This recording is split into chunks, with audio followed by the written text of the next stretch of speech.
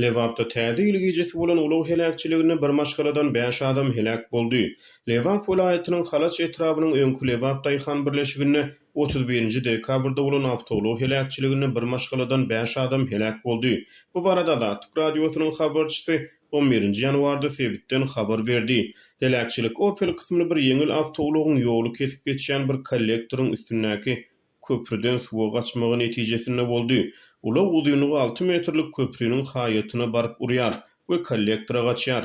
Bir maşgaladan 5 adam, kaka eje olaryň 2 gyýlary we bir ogly köprüden kollektora gaçan ulawda suwuň içinde jan berýär. Paçygaly waka maşgalanyň täze gejesi mihmançylykdan öýlerine dolanyp barýan mahaly bolýar. Awtoluwyň köprüden aşağı gaçyşyny hiç kim görmändir we hiç kim desine kömek edip bilmändir diýip Azatlygyň çeşmesi maglumat berýär. Wakanyň ertesi güni helakçylykda wepat bolan ejäniň enatasy Hawa tyrlanyp maşgalanyň gözlegine çykýar. Olar ýoluň üstüne haýatlary döwlen köprüni görüp şol ýerde bir helakçylygyň bolanyny göz ýetirýärler. Munyň ýa-ni wakanyň bolan ýerine adatdan daşargullygyň işgärleri gelýär. Halas edijiler helakçylygy uçuran awtoluwy suwdan kran bilen çekip ýokary çykarýarlar. Helak bolan enatanyň we olaryň bir gyzynyň we oglunyň jesedi ulawda tapylýar. Ýöne 5 ýaşly gyzyň jesedi tapylmaýar.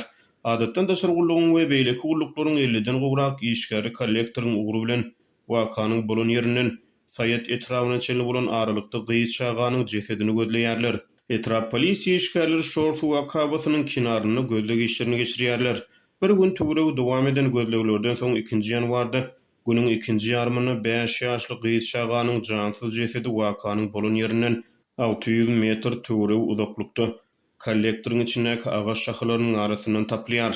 Göz başyny öňkü gara we köwül etrawyndan alyp gaýdýan şortu akawasy zeýsuwlaryny ýygnaýjy kollektor Türkmenabadyň Zerger kiçi etrapçasyny kesip Seydi şäherine tarap akýar. Akymyň badyna akyp giden gyýjagy bir şaha ýylyp galypdyr. Şol çağıjy hem 3-nji ýanwar güni enatasynyň we doganlarynyň ýanyna jaýlapdyrlar diýip Azatlyk radiosynyň çeşmesi maglumat berdi. Awtoluw helakçylygy häzirki haladyň öňkü gara we köwül etrawynyň çäklerini öz içine alýan Sewitlerini ilat arasyna Leninizm diýilip tanalýan obada bolup geçýär.